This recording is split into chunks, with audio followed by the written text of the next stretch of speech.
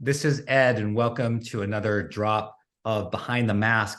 This is where we speak with clinical leaders who are driving clinical transformation and kind of go behind the scenes in terms of who they are as a person and not so much in their role or in their title. So, one of my favorite things to do, and we really try to explore who are you, how did you get there, and where are you going? And in this particular episode with Dr. Aditi Joshi, we're also going to do Digital Voices podcast. So I know that you're going to like her so much that you'll be looking on your calendar for when we drop Digital Voices podcast featuring Aditi. So thank you for listening. So we're going to jump right in. You know, you're an author, you're our chief medical officer, you're a leader, you're a clinician. Tell us a little bit about what you're up to these days. Yes. Hi, Ed, and thank you for having me. I'm really excited to be here. So right now, the book has just come out, and so we're working on promoting it and making sure that all of the people that we think would be most valuable to read it get a chance to get there. Aside from that, I moved to Paris about a year and a half ago, and so I've been working and learning more about the European health system. And I'm actually on a 3-month project in Abu Dhabi, looking at their emergency services. My background is actually emergency medicine as well, and looking at how they're implementing tech into their services. Wow, that's cool. We'll have to have you on an episode of another channel of ours called Ed Talk. So that'd be super interesting about what you're finding out there in France as well as in Abu Dhabi. So that's pretty cool. And where are you calling in from today? Are you stateside or are you in one of those locations? No, I'm in neither of those locations. I'm actually in Lisbon right now at Web Summit. It's a huge tech conference. I came here to meet some European startups and actually see what else is going on in the space. Awesome. Yeah, I love Lisbon's definitely one of our favorite towns. So yeah, let's jump right in. Kind of like, who are you, Aditi? And at what age did you know that you were a leader? Clearly, you're a leader today, but was there a specific age where you're like, oh, I think, I'm a leader? I think for me, the first time I thought about being a leader was when I was in medical school. I was part of an organization for international medical students. And at the time, I think I was a treasurer. And one of my friends really encouraged me to run for president. At the time before that, I don't think I ever considered doing that. And then when I did it, it seemed like the right fit. And I realized that I was good at it and could inspire people, at least listen to people. Well, at the age of 22, you don't know all of that, right? You have to learn some of it. But I did learn that I could do it. And I think most importantly, I realized that I could ask for it and go for it as well. I think that's really the trick, right? Some people probably have the skills, they just never go for it. Right. And so I'm really grateful to that friend who encouraged me to do that as well. Yeah, that's a very good point. Is there something that your parents forced you to do growing up that you were like rolling your eyes and chatting with your friends about, but now that as an adult you look back and say, I'm glad they made me do that? A couple of things. I'm sure we all say that about our parents. Well, one was they really encouraged eating a lot of fruit and vegetables. They are big proponents of that, especially fruit. Now, I know there's sugar in it, but it's definitely healthier than eating candy. And I really don't have a sweet tooth either because of it. And then two, they really, I'll say they basically forced us to learn how to write and write Hindi and Sanskrit. So, and how to pronounce it. So I will say that it's never a bad thing to be able to pronounce your own name and the names of your family members. And when I was younger, I couldn't hear the difference. They would sit us up at the dinner table and say, no, you're not pronouncing that right. But I'm very grateful for it. It's cool. What's the biggest single reason that you chose healthcare and to actually become a physician? I always wanted to be a physician, even at 5 years old. I think I wanted to be a superhero, but I also wanted to be a physician at that time. And when I was younger, I really just liked science in general. I found the human body fascinating. When I was younger, though, I thought I wanted to be a cardiac surgeon. But as I went through college and then medical school, in medical school, I really discovered emergency medicine and thought it fit me better. But yeah, I always wanted to be a physician. And we think about the things that, we want to help people, we want to give back, but that is all true. But it's also just an interesting field, right? The human body is fascinating. The way it works is fascinating. All of this talk about AI would not be interesting if we weren't trying to recreate the human brain, right? And so all of that really put together made it the right choice for me. What's the one thing that most of the people that serve with you and you've had a variety of roles. You're helping a lot of different companies. What's one thing that most of them don't know about you? Hmm. Yeah. So in general, I probably don't talk about my private life a lot. So probably one thing they don't necessarily know is that probably my leadership skills and how I make decisions really uh, became better when I became a martial artist. So I've practiced martial arts for about 13 years.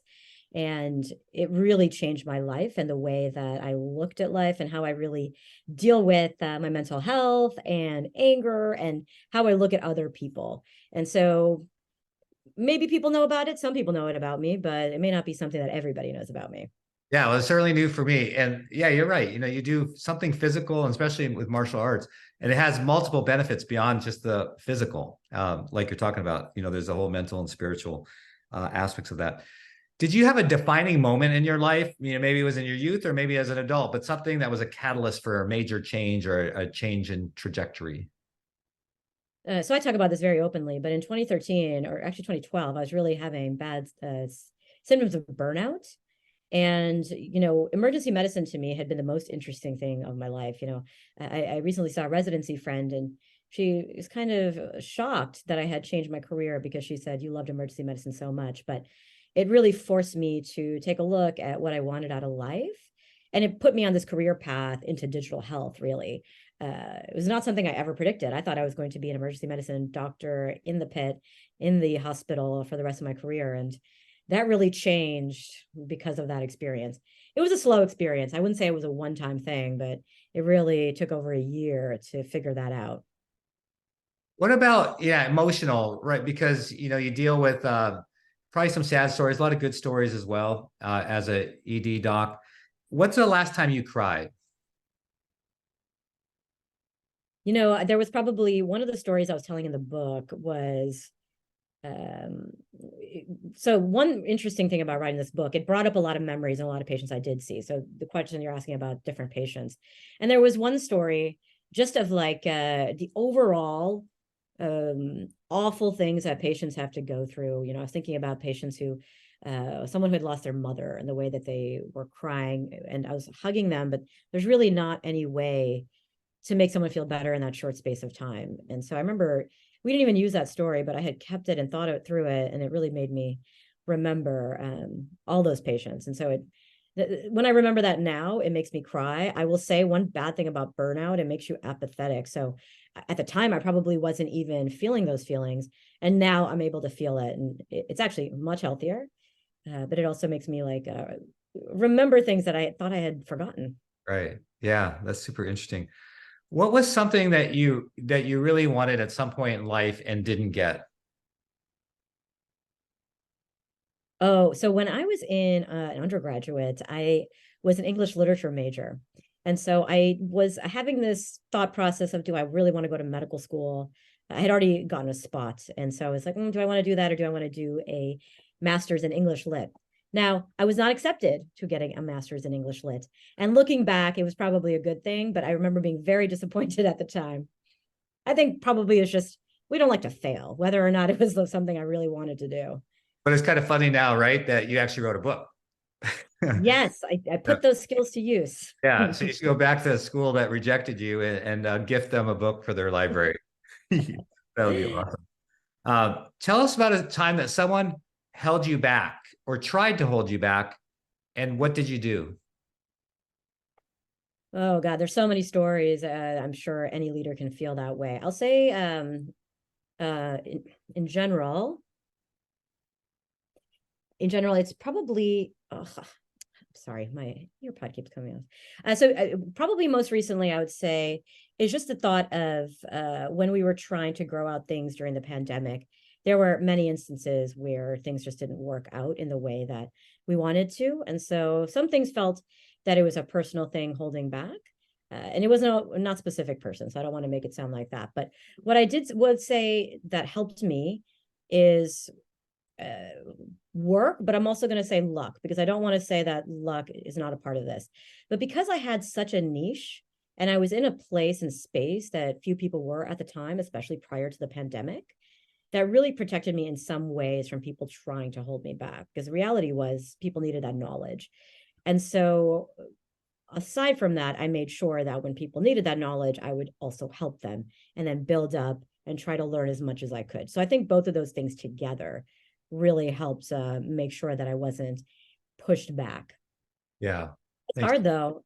It's Yeah. hard. I hear so many stories and people really trying to fight against things that held them back, and it's terrible.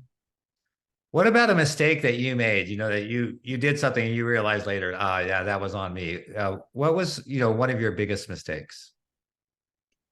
Probably one of my biggest mistakes was, well, in healthcare, there's always mistakes, right? And so some of that is just learning and growing. That's why we have a lot of safety mechanisms in place to be able to try to take care of it. But I'd say probably one of my biggest mistakes was when I was probably when I was at Doctor on Demand. I think that what we thought was going to be, or what I thought would be convincing to in a business sales meeting was not necessarily what people needed or wanted. It's a great lesson to learn early, right? So you think that what people need is what you think because you're in your spot, but you have no idea what other stakeholders want. And so we just had a sales meeting that was awful. I will say we didn't do enough research. That particular company needed something very specific from us. We should have prepared better. And it made me realize that you really need to prepare and you need to know your audience. And not everyone wants the same thing. Yeah. When's the last time you either wrote or received a physical thank you card? I got one. Yeah, it's been a long time. I had to think, but it was actually during the pandemic. And this was really kind. This was in There had been a story in the Philadelphia Inquirer about me about expanding telemedicine. And then right after that happened, I got COVID. And so then I was so the Philadelphia Inquirer had written that story that, we expanded this. I was working from home so everybody could stay at home. And then I got sick. And there was a letter I actually got from an inmate who sent me this really kind thing. It took a long time to get it, actually, probably almost 6 8 months.